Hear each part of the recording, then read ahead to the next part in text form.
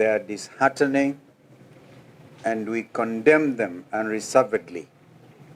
Why on earth would you want to disturb people at 4 o'clock in the morning if you are doing anything lawful?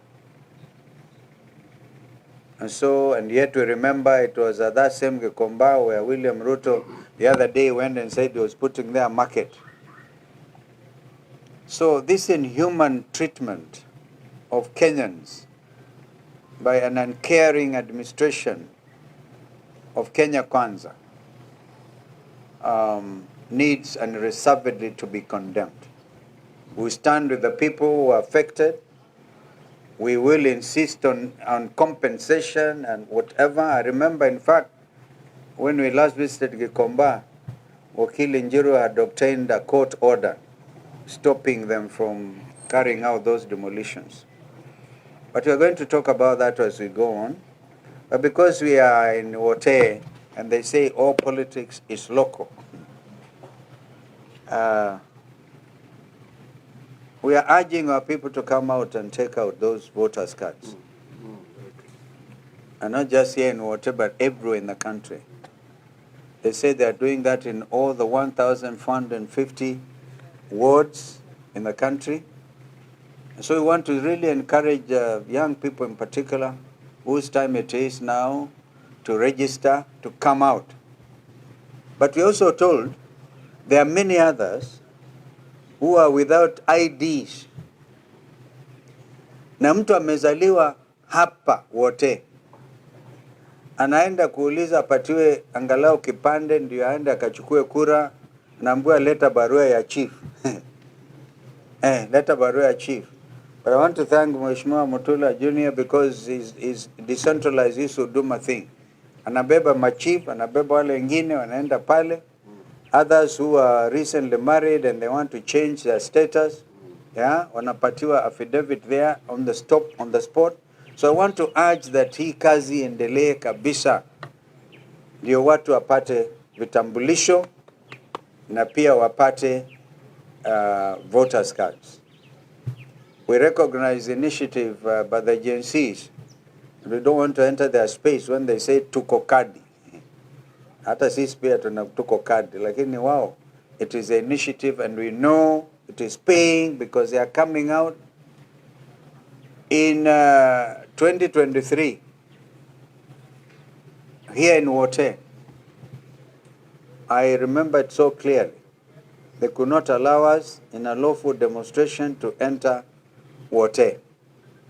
They sent police up to Mukuyuni to make sure we didn't cross the river into Wote. And we were mishandled, and Kenyans here were beaten. We lost lives here, young people in Wote.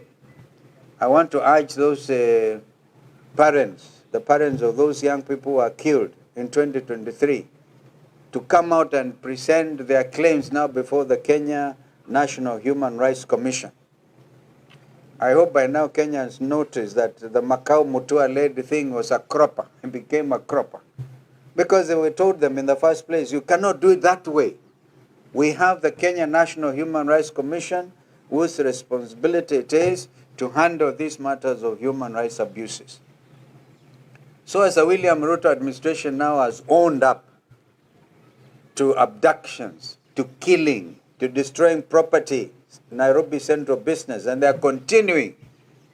We hope this matter of Gikomba in particular will now join this long list of people who must be adequately compensated. So we urge the people of Makueni, Kitui, and Machakos, where we are in this region, to really now do the necessary, come out. And as they do, we see there's a break kwa mvua kidogo. Andumezo vies bado kwa ukila niliambusi zina kiuo. Ondo bado kwa nambanga. Tukwenda kuwa andwange ni mato iwene kiuo. Kwanza dhinola monene ni ukuona usi, wenda ukila usi, andu izina ukuya iye mani ikuyo tuko. Uwepo uweku wane kiuo tezeke umaba. Kwa andumezo vie. Mheshimiwa Gachagua understands exactly what I've said. Now you can be the interpreter to your other cousin here, Eugene Omalo. Just telling people to be careful. lakini ngona vinda nesioyu andumayombani wanamiondani tuko na mwegete bidii. You know the people Makueni, ndugu Rigijin, ndugu Eugene, and my brother Tony, these are fruit farmers. Hey, the level of horticulture in this place, mango farmers, and they grow oranges like nowhere else. All they need to do is a proper value addition. They're doing that. We understand this last crop was not very successful. Mheshimiwa Governor, let us prepare in the future to make sure that people get maximum benefit out of their shambas. Maembe yao, machungwa yao, na vile vile tukisonga mbele in that areas. We talked about Wote Dam yesterday, and this administration have decided they are not going to complete what President Uhuru Kenyatta did. I remember I was there with him when he actually launched or was coming on an inspection tour of Wote Dam. Wote Dam is an important investment in this country.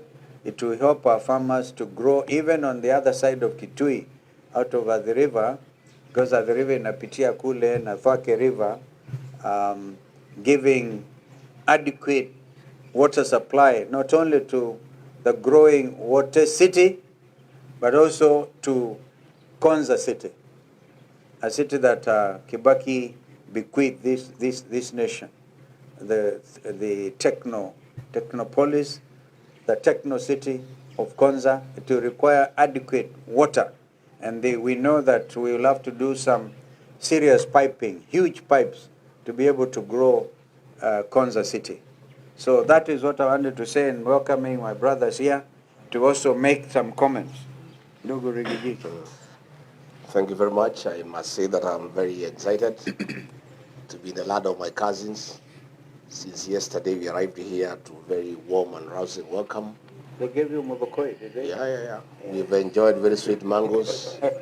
I woke up early this morning around 6 to walk around in the villages and found my cousins are up and about, very industrious people, very hardworking. That is the spirit. And I did say in Kirinyaga on Sunday that SHA, that monster created by William Ruto to rip off the Kenyan nation, we have credible information from experts that it will collapse within 6 months. Since then, Aden Duale has been ranting and writing tweets after every 5 minutes the whole night and posting videos crying that all is well. From our first rally in Tower all the way through Kikima to Wote, I did ask a question to the people of Makueni whether SHA is working, and the answer was no. Yet Aden Duale keeps on saying that SHA is working. But we are on the ground, and our work is to listen to the ground. The people of Makueni, like the rest of Kenyans, know that SHA is a failure. And SHA will collapse because it was not a program to sort out health insurance, but a scheme to rip off the people of Kenya. Aden Duale did challenge me to give information and facts as to what I said. And I've seen he was busy the whole night crying. Let him stop crying. He needs to preserve those tears because what is coming is much more. And we'll continue every day.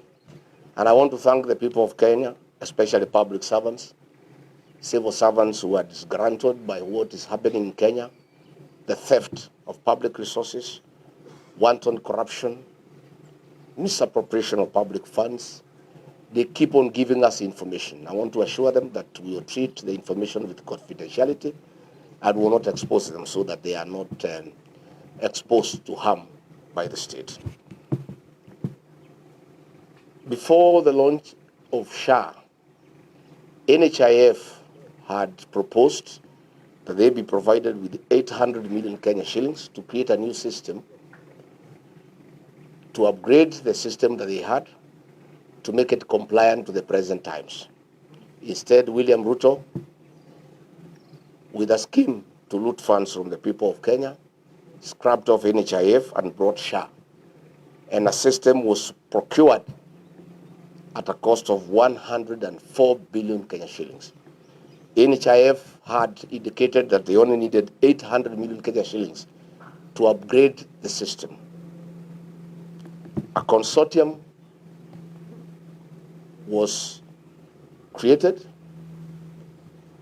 and in this consortium there was Apero Limited with 59.85% shares. This Apero is associated with Adani. Then Safaricom Kenya Limited, 22.56%. Then Convergence Network Solutions Limited with 17.89%. Aden Duale did ask me to provide details from the registrar of companies showing that his name is not there. He thinks Kenyans are full. His name cannot be there. The director is Abdullahi Abdi Sheikh, who is a proxy of Aden Duale. Duale, you cannot ask us to produce a CR12 showing your name. We know you. Abdullahi Abdi Sheikh is the same with Aden Bare Duale. They are one and the same. This consortium procured the system from Savannah Informatics at a cost of 1 billion Kenya shillings. The rest of the money, 103 billion, was stolen by Ruto and Duale and company. The whole system costed 1 billion shillings, which is more or less what the defunct NHIF had proposed because they had put it at 800 million. IT experts from the defunct NHIF were relocated to Dubai, where they are running this system. Every second of the month, Convergence Network Solutions Limited receives 600 million, and Aden Duale makes sure that they are paid promptly without failure, because this is money that they are stealing from the people of Kenya. And it's a shame that hospitals have rendered services to patients across the country have not been paid, and they are owed billions of shillings. But this company owned by Duale is paid on the 2nd of every month. And what is even more interesting, to conceal their intentions, this money is paid through Digital Health Agency, whose executive chairman is Silas Matwa. Silas Matwa is a business partner of William Ruto and runs Amaco Insurance on his behalf. So this theft in SHA is a scheme by William Ruto and Aden Duale. Why is the money paid through Digital Health Agency, whose executive chairman is Silas Matwa? It's to conceal the movement of funds so that it looks like it's government to government. So what we are saying is that SHA was never conceived to be a program to help the people of Kenya. It was a conduit to steal funds from the people of Kenya. Kenyans are being taxed every day, and this money is being stolen by William Ruto, Aden Duale, and company through their proxies, Silas Matwa, and others. Again, I did talk about e-citizen, and I said when I was in office, William Ruto was very angry that e-citizen was in private hands, and he demanded that it must be brought under government control by the Ministry of ICT and the National Treasury. And he caused a lot of fury and demanded that that should happen. Little did I know this was a scheme to smoke out the owner so that he can negotiate with them. And when they eventually presented themselves, he demanded that they cede 80% of the company to him through a proxy called Linus Kipngetich. Again, Linus Kipngetich, who is now working in State House, holds 190,000 shares in Amaco on behalf of William Ruto. And it is him who withdrew 6.3 billion shillings in cash from Equity, from the e-citizen account. It's a shame that in Kenyatta National Hospital, patients pay for their stay there through e-citizen, but no funds are remitted back to the hospital to help the patients, to buy drugs, to buy reagents, and to buy food. Indeed, patients in Kenyatta National Hospital are not dying because of the disease that brought them to hospital, but they are dying for lack of food. It's a shame. So as we speak, we are excited to be here in Makueni because the people are resolute that they want to be part and parcel of the forthcoming liberation of the Republic of Kenya. And we are very encouraged from what we have seen, and we want to assure the people of Makueni, and indeed the entire country, that we are clear that we will do what they want. They want us to give them a single presidential candidate to face William Ruto. That determination from our part as leaders is firm and nothing can change. I want to assure the people of Kenya that on a daily basis, we'll continue to expose William Ruto and his government on all the evil things that are going on in the country. We will not be intimidated by personal attacks and attempts to divert us from what we need to do for the people of Kenya. Finally, let me also join the Honorable Stephen Kalonzo Musyoka in expressing disgust and horror at what happened in the middle of the night at Gekomba. When we were campaigning with William Ruto, I was running it. We made a firm undertaking to the people of Kenya that in the new administration, demolitions and evictions will never happen. And if they have to happen, the people being evicted must first be relocated to their new places of occupation. We also did agree that no demolition and eviction will ever be done at night. I started differing with William Ruto, our second year in office, when he went against what we had agreed and started a systematic program of evicting people from their land and from where they have lived for life. What happened last night is inhuman, it's brutal, it's unacceptable. It is persecution of small traders. And we ask him, William Ruto, we know, we understand your frustration that Kenyans want to send you home to be a one-term president. But why are you at war with the Kenyans? You are at war with the Kenyans. Why do you release policemen and other people with such vicious brutality in the middle of the night to persecute the people of Kenya? The purported arrest of Sakaja was diversionary. It was a red herring. It was meant to divert attention as cruel and inhuman actions were being planned by William Ruto and the police. I want to ask the traders to take heart and to appreciate that difficult as things are, our day is coming. And we have a date with William Ruto next year on the 10th of August. And we must put an end to these inhuman and brutal acts against innocent Kenyans who are trying to eke out a living. Thank you very much.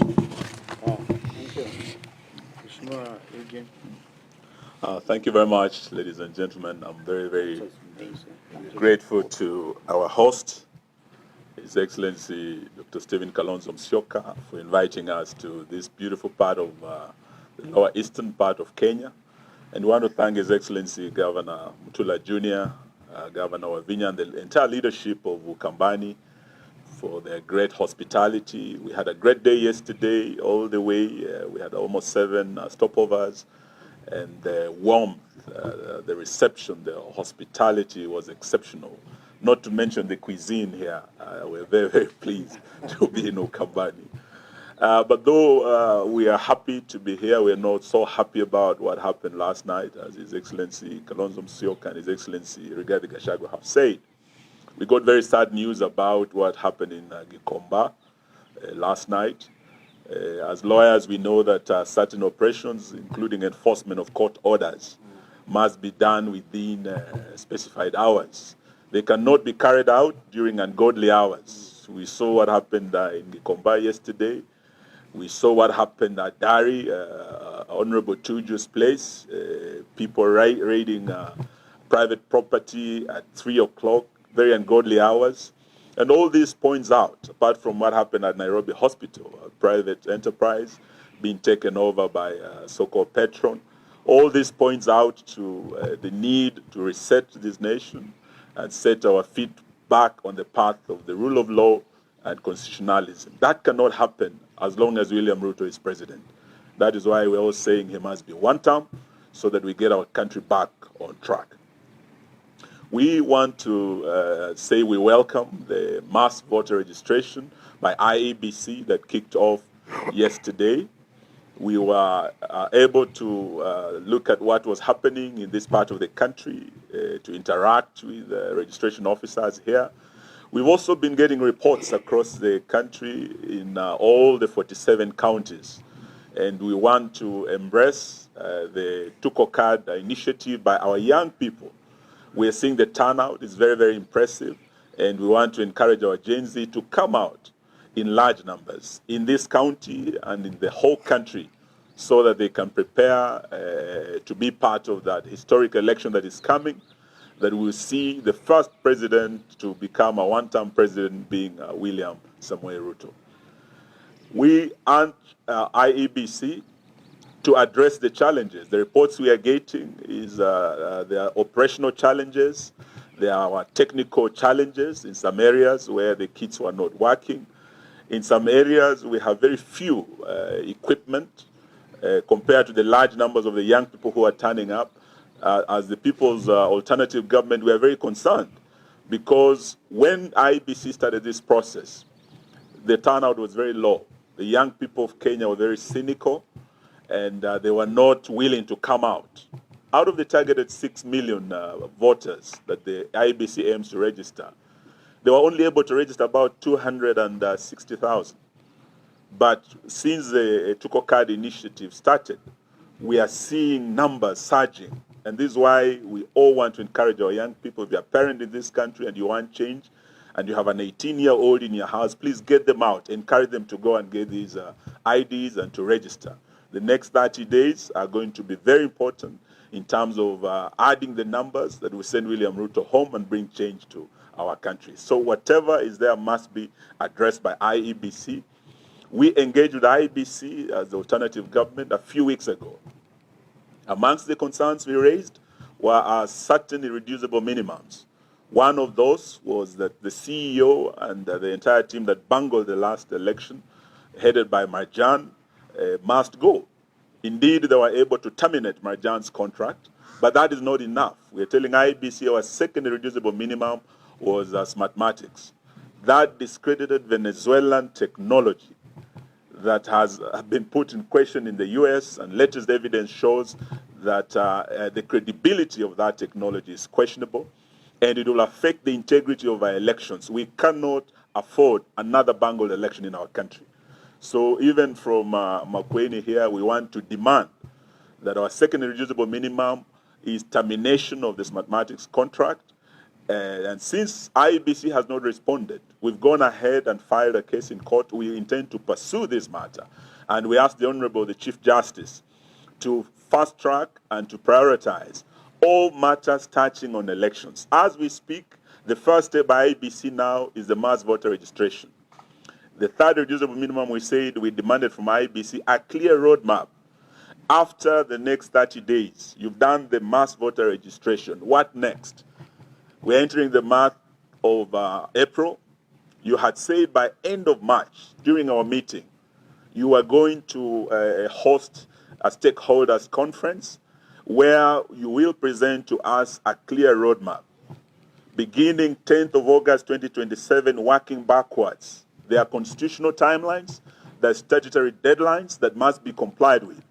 So we would like to demand, even as you embark on this mass voter registration, Chairman Ethicon and your commission, that we must engage as soon as possible in the next 14 days so that we look at that roadmap, even as the mass voter registration is going on, so that we're able to address the concerns, not just arising from the exercise that began yesterday, but arising from our meeting and the concerns we raised at the alternative government. Indeed, I've listened to the Honorable Rigathi speaking about the matter of Shah. I listened and watched Honorable Duale speak last night, and I want to tell Bwana Duale not to trivialize the matter of Shah, not to reduce it to a banter between him as CS and the second deputy president. Say to listen to what, not just what His Excellency Gachagua has raised the concerns, listen to what the court ruled just a few days ago. Justin Wamuya was very clear. We had 3 Adani deals, JKIA, we had Ketraco, and we had Shah. And one of the companies in Shah that Honorable Gachagua has referred to was actually Adani's company. The president dropped only 2 of the Adani deals. That was Ketraco and JKIA. He never dropped Shah. And Shah is where he and Duale and his cronies are making the money.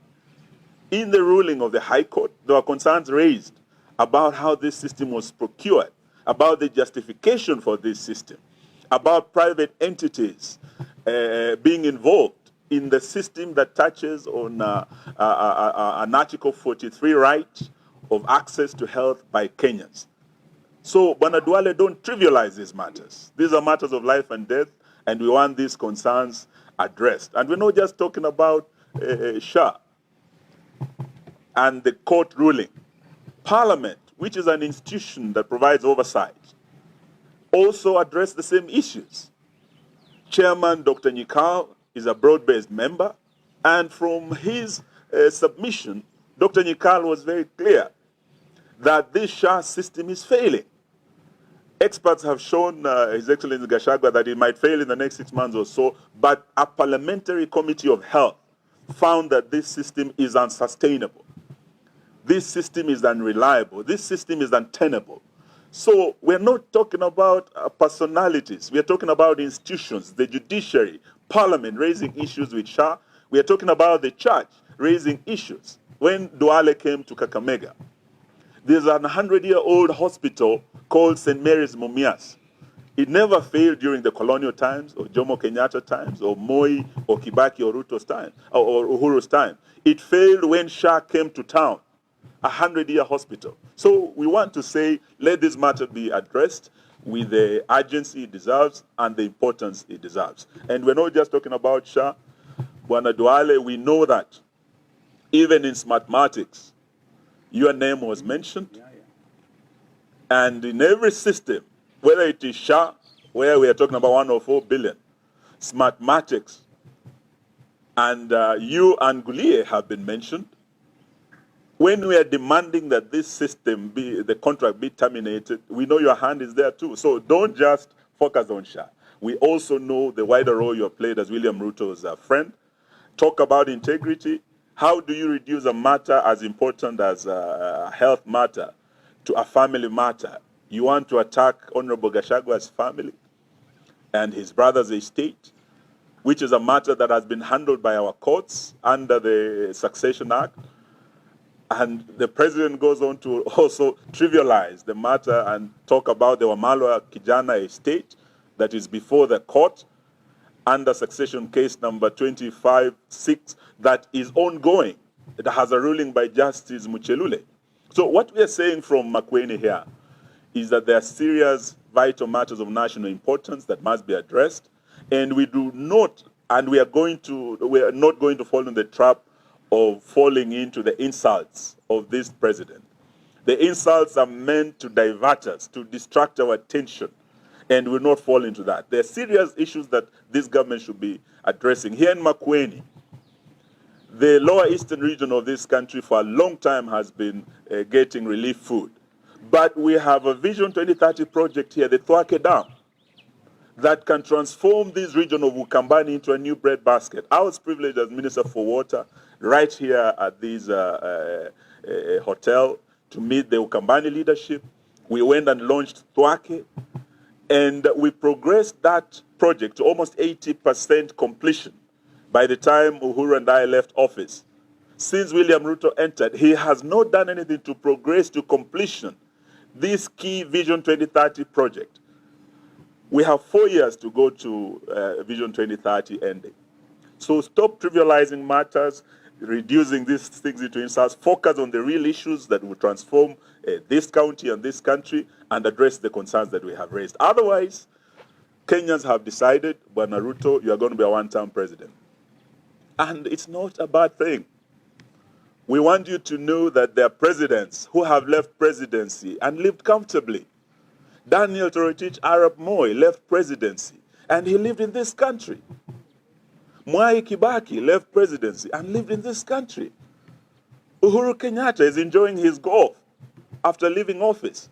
It's not a matter of life and death for you to think sending you home one term will be the end of the world. It will not. Come 10th of August 2027, we are sending you home. Not because we hate you, but because of your failed policies in health, failed policies in education, the runaway corruption, the overtaxation of Kenyans. We have said, like other Kenyans, William Ruto, you'll be a one-term president. Thank you. Wonderful. Well, JB has just come in. He was enjoying his hometown. Wote. Thank you. Let me join my colleagues in thanking our hosts, led by Governor Matula Kalonzo Jr. and His Excellency Kalonzo Musyoka. I will be brief in echoing the sentiments, the concerns raised by my colleagues. Just to point out one thing, that we are not asking for anything that is unusual. Just asking for transparency. What His Excellency Rigathi Gachagua raised with regard to SHA, as many Kenyans will recall, is a matter that I raised from the beginning when William Ruto and his former CS Nakumicha came up with a plot when they were crafting the laws that anchor this SHA nonsense. It is true that a lot is opaque. And as many Kenyans who know, those in the sector, health sector, have raised the issue that when it is started, purportedly as a very robust system, they were even showing the list of institutions that were receiving payments. The moment Kenyans and the Auditor General raised a flag about those very tiny things that were being paid for in Mandera, in Wajir, that never existed, suddenly that screen is no longer available to Kenyans. It's no wonder then that attempts are being made to acquire Nairobi Hospital, so that now even if you are told huge sums of money are being paid in Nairobi Hospital, you will not question. That is the thinking and the mindset of one William Kipchirchir Arap Ruto. That is the design. It's no wonder again, even as our young people come up with their own design program of encouraging each other to register as voters by the clarion call of Nico Kandi. William Ruto mistakenly, again, mistakenly assumed it was just like another song of two term. So he also said he's Nico Kandi. Only to be reminded by the young people that actually his, and I like to thank my brother Rigathi Gachagua, told him he's a red one. So suddenly he has coiled, amerudisha mkia kwa miguu, because he realized that he was jumping on the wrong bandwagon. Ile Kandi, for him, is a red one, which means 10th of August, back to Suhoi. But there are many reasons. We've said, as the alternative government, which is what we are supposed to be, to point out what government is not doing or what it is doing wrongly. We pointed out that William Ruto, in your desperate effort to cling to office, you have denigrated the sanctity of national identification documents, such as the national identity card and the passport, by issuing the Kenyan passport or authorizing the issuance of Kenyan passport to criminals in Sudan, the RSF. We also know, as a result of your indulgence with the RSF, Kenyan tea farmers are now suffering. They cannot export their tea to the Sudan because the Sudan government cannot understand how we can entertain a criminal gang here in Kenya, give them even Kenyan travel documents, nationality documents, and then wish that we can continue doing business with them. We just got reports not too long ago about the amount of tea, Kenyan tea, that is lying at Mombasa. Now that there's a crisis in the Middle East, William Ruto, of course, would want to hide behind that crisis. But we are telling him, you began causing this crisis much earlier by your engagement through your greed, insatiable greed, with the RSF of Sudan. And indeed, we are going to point out these things because it is our duty. William Ruto would also want from Makueni here to demand you show the payments that SHA is making on a daily basis through your minister Eden Duale. The issues raised by the Honorable Rigathi Gachagua is a very monumental issue because Kenyans are paying through their noses to SHA, and the funds they are paying are being siphoned to those shady companies. We also want to demand here from here Wote, William Ruto, and we here want to to give notice to the Chinese government. William Ruto, tell us, what is the magic? What is the magic that a company called CRBC plays in Kenya? That it is the one and the only Chinese company that gets all the contracts. Talanta Stadium, Bomas of Kenya, Rironi Mau Summit, the NSF structure that is being done opposite the GPO, the Railway City, which even cost, as His Excellency Rigathi Gachagua pointed out, the other company which had gotten lower to be deported and procedurally in the middle of the night. So William Ruto, we know what you are doing with CRBC. And we want to put on notice the Chinese government that this team is very serious. We will revisit because we cannot sit when Kenyans are being milked to death by William Ruto through this Chinese company. I really wish to thank the people of Makueni and the people of Lower Eastern for giving us such a rousing welcome since yesterday. Thank you. God bless. Now, JB, these people are not Lower Eastern anymore. They are Mount Kenya South. We have had those very heavy things.